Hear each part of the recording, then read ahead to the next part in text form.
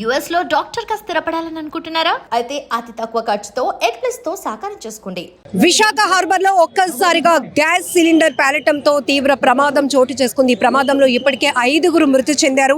ఇక్కడ ఉన్నటువంటి భయానక వాతావరణం చూస్తే ప్రతి ఒక్కరు తీవ్ర భయభ్రాంతులకు గురవుతున్న పరిస్థితి. ఎందుకంటే ప్రమాద స్థలంలోనే 2 చనిపోతే క్షతగాత్రులు తీవ్రంగా కాలినటువంటి గాయాలతో వారు పెట్టినటువంటి కేకలు విన్న వాళ్ళు కూడా ఇప్పటికీ అదిరిపోతున్నారు. అంటే వారి పరిస్థితి ఎంత దారుణంగా ఉందో. ట్రీట్మెంట్ పొందుతూ కూడా మరొక 3 చనిపోయారు. మొత్తం ఈ ప్రమాదంలో ఇప్పటికే 5గురు చనిపోయినట్లు తెలుస్తోంది. ఇక్కడ ఉన్నటువంటి పరిస్థితులు కూడా మీరు చూస్తూ ఉన్నారు. సార్, ఏం జరిగింది అసలు? ఏ ప్రమాదానికి ప్రధాన కారణం ఏంటి? ఎన్ని గంటలకు మీకు ఇన్ఫర్మేషన్ వచ్చింది? 4:50 టైం సమయంలో వచ్చిందమ్మా మాకు రావడం. మేము వచ్చేసరికి ఇది బీభత్సం సృష్టించింది. ఆల్రెడీ ఈ బీభత్సం సృష్టించిన తర్వాత మాకు కాల్ చేశారు. మేము ఎన్నోసార్లు మా అధికారులు పెద్ద సార్లు అందరూ మాకు అవేర్నెస్ ప్రోగ్రామ్స్ పెట్టమంటారు. అవేర్నెస్ ప్రోగ్రామ్స్లో ఇలాంటివన్నీ చూపిస్తుంటాం. ఈ వంట గ్యాస్తోని చాలా ప్రమాదం, ఇది మన ఇంట్లో బాంబు పెట్టుకున్నట్టే అని మేము ఎన్నోసార్లు చెప్తుంటాం. కానీ ఇలాంటి వెల్డింగ్ షాపుల్లోని వాటిల్లోని మాకు కనిపిస్తుంటే మేము హెచ్చరిస్తుంటాం, ఇది కరెక్ట్ కాదయ్యా అని హెచ్చరించినా సరే ఎన్నిసార్లు మేము వచ్చేసరికి దాచేయడం అలాంటివి చేస్తుంటారు. అది కరెక్ట్ కాదు. ఇది సిలిండర్ వల్లే ఇది ఇంత పెద్ద ఆఘాతం జరిగింది. ఇది ఇప్పుడు ఇదే బిల్డింగ్లో కానీ జరిగితే చాలామంది చనిపోతారు. ఇప్పుడు ముక్కలైపోయారు, పీసుగా మారిపోయారు మనుషులు. 3 గాయాలైంది. ఆల్రెడీ వాళ్ళకి పంపించాం, డెడ్ బాడీలను ఇప్పుడే పంపించాం. ఆల్రెడీ పీసులు అయిపోయారు. ఒక పీస్ అటువైపు అయిపోయి గోడ వెనక్కి వెళ్ళిపోయింది. ఆ పీస్ తీసుకొచ్చి మళ్ళీ ఇక్కడ తీసుకొచ్చి పెట్టాం. మీరు ఎప్పటికప్పుడు ఫైర్ డిపార్ట్మెంట్ నుంచి వారోత్సవాలు చేస్తూ ఉంటారు, అవేర్నెస్ క్యాంపెయిన్లు చేస్తూనే ఉంటారు. మీరే చెప్పారు ఇక్కడికి వచ్చినప్పటికే జరగాల్సినటువంటి భయానక వాతావరణం మాకు కనిపించింది అని. ఇదే ఒక వాళ్ళ నివాస గృహాల్లో జరిగి ఉంటే కనుక దీన్ని ఊహించడం కూడా చాలా కష్టం. ఊహించడం అంటే ఇప్పుడు 4-5 ప్రాణాలే పోయింది అంటున్నాం. అక్కడ వందలాది ప్రాణాలు పోవడానికి ఆస్కారాలు ఉన్నాయి. బిల్డింగ్స్ కొలాప్స్ అయిపోద్ది. మనం నాయనా మేము ప్రతి ఇంటికి వెళ్ళి మేము అపార్ట్మెంట్లలో కూడా మేము అవేర్నెస్ ప్రోగ్రామ్ కండక్ట్ చేస్తుంటాం. అలాగే పబ్లిక్ అవేర్నెస్, ఈ పబ్లిక్ని హోటల్స్ వాళ్ళకి వీళ్ళందరికీ పిలిచి మేము పబ్లిక్ అవేర్నెస్ కూడా పెడుతుంటాం. పెట్టినా సరే అప్పటికి ఆ రోజుకే వినడం, తర్వాత ఏమో మర్చిపోవడం అలా చేస్తుంటారు మేడం. ఇది ఇలాంటి మాత్రం ఎన్నో షాపులకి ఎన్నోసార్లు చెప్పాం. ఈ సంఘటన అదే కానీ ఒక అపార్ట్మెంట్లో జరిగింది అనుకోండి, అపార్ట్మెంట్లో జరిగితే ఎంతమంది చనిపోతారో అర్థం కాని విషయంగా మారిపోతుంది. ఇక్కడ వీళ్ళు వెల్డింగ్స్ చేస్తుంటారమ్మా, గ్యాస్ వెల్డింగ్ చేస్తారు. ఈ ఇది మత్స్యకారులది ఏదైనా బోట్స్ కానీ ఏదైనా ప్రాబ్లమ్స్ వస్తే వాళ్ళ కోసం ఈ వీళ్ళు వెల్డింగ్లు చేయడం అవి చేసి అక్కడ కూడా చేస్తారన్నమాట. డైరెక్ట్ బోర్డు మీద చేయలేరు కాబట్టి ఇక్కడికి వచ్చి చేయించుకొని అక్కడ మళ్ళీ అతికిస్తుంటారు అన్నమాట. దీనికోసం ఇవి పెట్టారు ఇక్కడ ఈ షాపు. సుమారు ఎన్ని గంటల పాటు మీరు రెస్క్యూ చేసి ఈ పరిస్థితికైనా వచ్చింది? మీరు వచ్చినప్పుడు మేము వచ్చేటప్పటికి బీభత్సంగా ఉంది. పీసెస్ అయిపోయి ఉన్నారు. ఆ పీసెస్లన్నీ కట్టగట్టి ఆ రోడ్డు మీద పెట్టిన తర్వాత అంబులెన్స్ పిలిపించి సిలిండర్ ఒకటేమో మొత్తం అంటే దాంట్లోని కన్నం అయిపోయింది. గ్యాస్ అది కూడా పేలింది అనుకోండి, ఇంకా బీభత్సం సృష్టించేస్తుంది.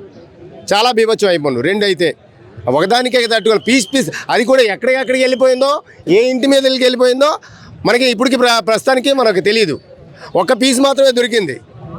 ఆ ఒక్క పీస్ మాత్రం దొరికింది. ఇంకా తదిమా పీసులు ఎటువైపు వెళ్ళిపోయిందో, ఏ ఇంటి వైపు వెళ్ళిపోయిందో ఎవరికి నష్టం ఉందో ఈ చుట్టుపక్కల వాళ్ళకి ఇంకా తెలుసో తెలీదో. 97లో HPCLలో చూశాను ఇలాంటి సంఘటన. పీసులుగా గోడలకు అంటుకుపోయి ఉన్న పీసుల్ని మేము అవన్నీ సెట్ చేసి ఎవరెవరిదో తెలియదు. అలాంటి సంఘటన కూడా నేను ఫేస్ చేశాను. ఇప్పుడు ఇలాంటి సంఘటన మళ్ళీ చెక్కుడు బిల్డింగ్ ఉంది కదా, అక్కడ కూడా అలాగే దీపావళి సామాన్లు వాళ్ళు అమ్ముకునేవారు. వాళ్ళేమో వంట చేస్తూ ఆయనేమో దీపావళి సామాన్లు కూరుతూ వెళ్ళి ఏం చేశాడు, గ్యాస్ ఆన్ చేశాడు టీకి. అప్పుడు చెక్కుడు బిల్డింగ్ రాయి దగ్గర అక్కడ కూడా అలాగే సంఘటన జరిగింది. ఇక్కడ అక్కైపాలెంలో ఇది భారీ ప్రమాదం. విశాఖపట్నంలో ఇది ఒక భారీ ప్రమాదం అని మేము తెలియపరుస్తున్నాం. ఇలాంటివి జరిగినప్పుడు మనం వచ్చి చూపించడమే కాదు, ఇకపై ఇలాంటి జరగకుండా ఉండాలంటే ఆ సీరియస్నెస్ ఎన్నోసార్లు అమ్మ, ఒక్కసారి కాదు. మనం ఫైర్ ఉత్సవాల్లోనే మేము చెప్పము. ప్రతిరోజు మాకు బుధవారం అవేర్నెస్ ప్రోగ్రామ్ అని ఉంటుంది. ఒక్క చోట కాదు, అన్ని చోట్లకి స్కూళ్ళకి కూడా చిన్న పిల్లలకు కూడా అవేర్నెస్ చేస్తుంటాము. చిన్న పిల్లలకు కూడా అవేర్నెస్ చేస్తుంటాం. ప్రమాదానికి అంటే వంట గ్యాస్కు ఉపయోగించింది అలాంటి విషయాలకి ఉపయోగించకూడదు. దానివల్లే ఈ పెద్ద ప్రమాదం జరగడానికి కారణం జరిగింది. అది madam. Station fire officer Ramana గారు కూడా తీవ్ర ఆవేదనతో చెప్తున్న మాట ఏంటంటే అప్పుడెప్పుడో గతంలో చాలా ఏళ్ల క్రితం జరిగినటువంటి ప్రమాదాలు తీరు చూసాం. ఇప్పుడు అలాంటి భయానక వాతావరణం అయితే ఇక్కడ మళ్ళీ కనపడుతోంది. ఒక్కసారి ఆ జనాల్ని చూస్తుంటే ఈ భారీ పేలుడు శబ్దానికి ఎక్కడెక్కడో పరిసర ప్రాంతాల నుంచి కూడా పెద్ద ఎత్తున జనాభా వచ్చినటువంటి పరిస్థితులు కనపడుతోంది. ఎందుకంటే ఇలా ఈ గ్యాస్ సిలిండర్ ఏదైతే వంటకి ఉపయోగించేటటువంటి గ్యాస్ సిలిండర్లు ఇలా వీళ్ళు కమర్షియల్ ఆస్పెక్ట్లో జరుగుతున్నటువంటి వర్క్స్కి వెల్డింగ్ వర్క్స్కి ఉపయోగించడం వల్ల మేమైతే రైడ్స్ చేసినప్పుడు వీళ్ళు దాచిపెడతారు. కానీ ఇప్పుడు ప్రమాదం జరిగిన తీరు చూస్తుంటేనే చాలా బాధ అనిపిస్తోంది. ఎందుకంటే తునాతునకలు అయిపోయినటువంటి పరిస్థితి. ఎంతమంది ఇందులో చనిపోయారో చెప్పడానికి కూడా కొంతమంది వ్యక్తుల శరీర భాగాలైతే ఎగిరిపడ్డాయి అని చెప్తున్నారు.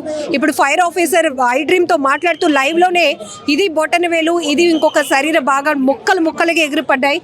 ఇక్కడ మీకు కనిపిస్తోంది ఈ వాల్ బ్యాక్ సైడ్ ఒక శరీర భాగం ఎగిరి పడితే దాన్ని వెతికి తీసుకొచ్చిన పరిస్థితి. అంత ఘోరంగా అంత దారుణంగా ఈ ప్రమాదం జరిగింది అని చెప్తున్నారు.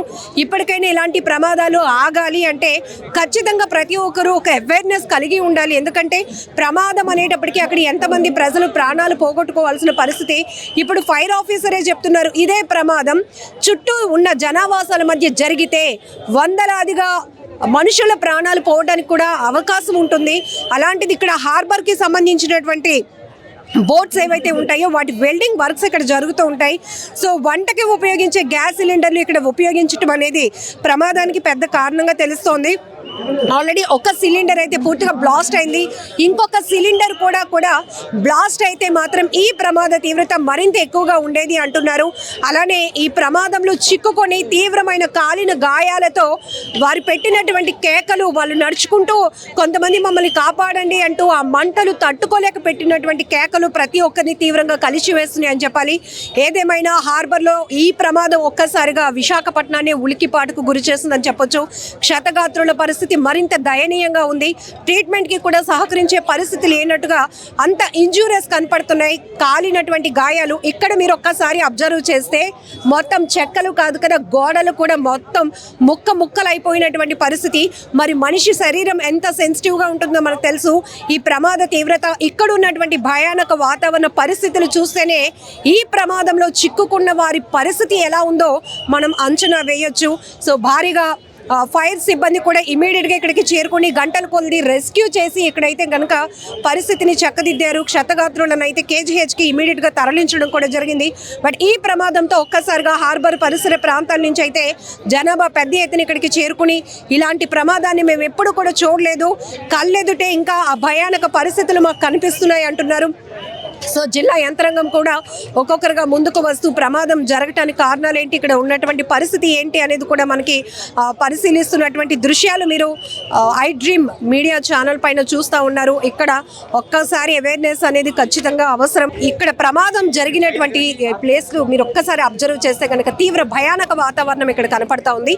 సో ఇమీడియట్గా మేమైతే ఇక్కడికి ప్రమాదం జరిగినప్పుడు ఆ శబ్దానికి పరుగులు పెట్టి వచ్చాం మేడం అని చెప్తున్నారు కొంతమంది యువకులు.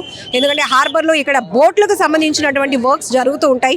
సో గ్యాస్ కట్టర్ ఈ వర్క్స్ జరుగుతున్న టైంలోనే వంట గ్యాస్కి వినియోగించేటటువంటి సిలిండర్లు ఇక్కడ ఉపయోగిస్తున్నారు. దానివల్ల ప్రమాద తీవ్రత చాలా ఎక్కువగా జరిగింది అని కూడా చెప్పుకోవచ్చు.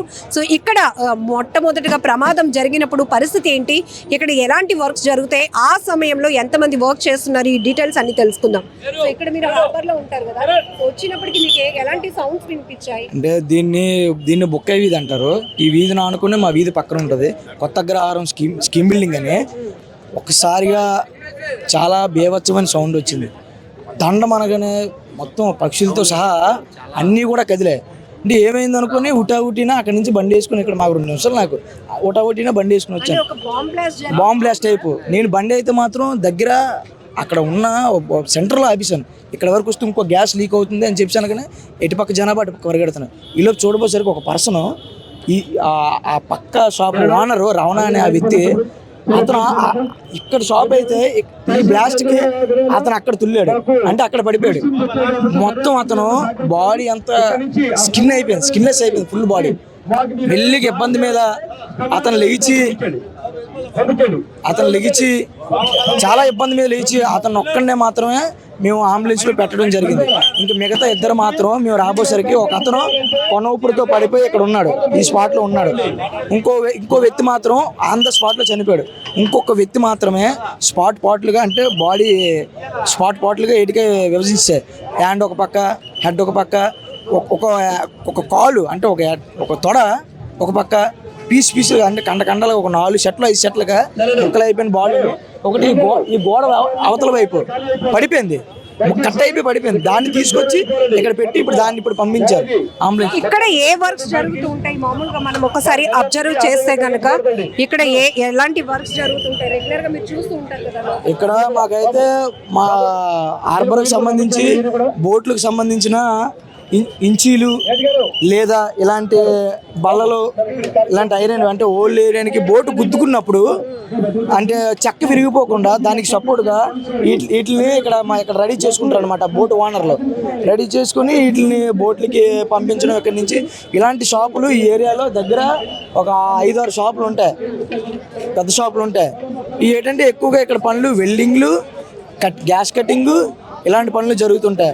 హోల్ సైడ్ ఇలాంటి వర్క్స్ ఇక్కడ జరుగుతుంటాయి. మినిమం ఇక్కడ ఓడుతున్న సిలిండర్ ఎక్కువ, ఈ సిలిండర్స్ యూజ్ చేస్తుంటారు. అలాగే కట్టర్స్ ఉంటాయి, ఇలాంటి ఓడుతుంటారు, ఆ కట్టర్స్ ఉంటాయి. ఏమైనా ఇలా ప్లేట్లు కట్ చేయాలంటే ఆ మిషన్స్ ఇవన్నీ యూజ్ చేస్తుంటారు. గ్రైండింగ్ మిషన్లు ఇవన్నీ యూజ్ చేస్తుంటారు. మరి ప్రమాదం ఎలా జరిగింది అయితే మాత్రం జరిగినట్టు ఎవరికి తెలియదు. వితిన్ సెకండ్లో మొత్తం చల్లా చిదిరైపోయారు అందరూ. వితిన్ సెకండ్ అంటే ఏ మనిషి ఏ టైంకి చనిపోయాడు కూడా తెలియదు. అలాగైపోయింది ప్రమాదం మాత్రం, ఎవరు పోల్చుకున్నట్టుగా అయిపోయింది.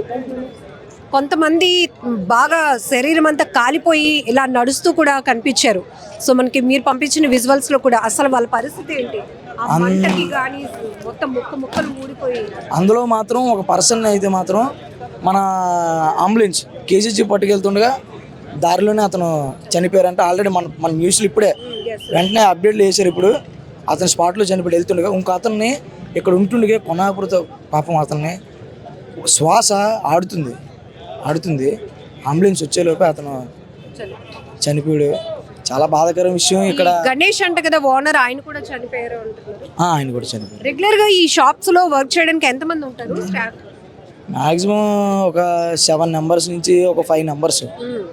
7 మెంబర్స్ కంటిన్యూస్ డ్యూటీకి రారు. ఒక 5 మెంబర్స్ వచ్చారనుకో 2 సెలవు పెట్టడం, ఒక 2 వచ్చారనుకో 3 సెలవు పెట్టడం, అలాగే అడ్జస్ట్ చేసుకొని ఇక్కడ వర్క్ చేసుకుంటారు. ఈ పక్కన ఆనుకున్న షాపులు ఏంటంటే ఒకటి పాన్ షాపు, రవణ అంటే ఇప్పుడు అక్కడికి బాడీని అక్కడ తుల్లిందని చెప్పాం కదా. పాన్ షాప్ అతను ఆ పక్కన చేరేసుకుని కూర్చుంటాడు అతను ఎప్పుడు. అలా ఆ వ్యక్తి కూడా ఈరోజు అకస్మాత్తుగా లేదు, కానీ ఈ షాపులతో ఆనుకొని ఉంటుంది అతని షాప్. అదిగో మూడో షాపు. మొత్తం ఇక్కడ నుంచి ఈ లైన్లో 1, 2, 3, 4, 5 మొత్తం 4 షాపులు ఎగిరిపోయాయి. 1, 2, 3, 4 అలాగా 4 షాపులు ఉండిపోయాయి. అతను ఎప్పుడు కూడా అక్కడే ఉంటాడండి అతని షాపు. అతను వర్క్ ఏంటి ఐరన్ కొంటుంటాడు అనమాట. ఐరన్ పర్చేస్ చేస్తుంటాడు.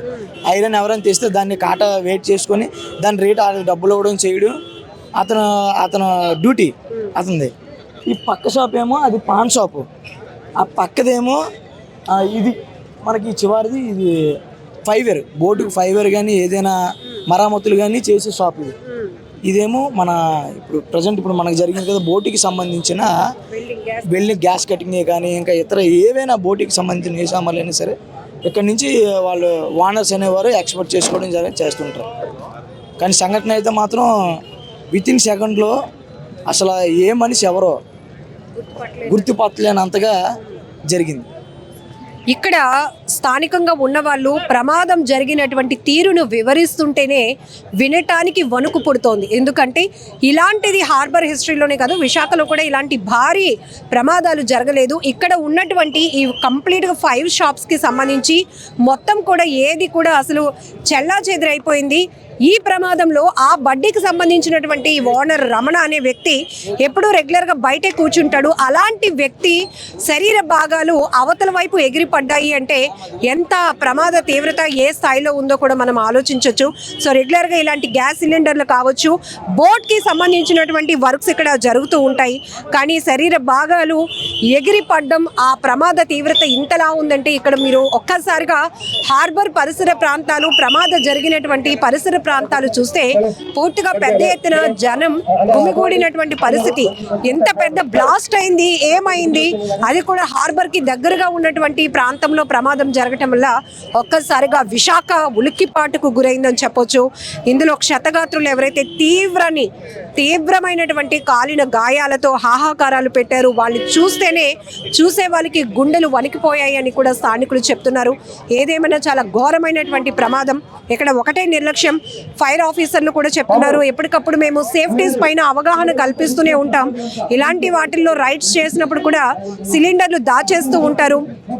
ఇక్కడ కమర్షియల్ ఆస్పెక్ట్లో జరుగుతున్న వర్క్స్కి ఇంటికి వంట గ్యాస్ ఏదైతే ఉపయోగిస్తామో అవి ఉపయోగించడం వల్ల ఈ ప్రమాదం తీవ్రత ఇంత భారీ స్థాయిలో జరిగింది, ఒక భయానక వాతావరణం సృష్టించింది అని కూడా ఇక్కడ ఉన్నటువంటి స్థానికులు కూడా చెప్తున్నారు. ఏదేమైనా చాలా బాధాకరమైన ఘటన విశాఖలో ఈ ప్రమాదం అని చెప్పుకోవచ్చు.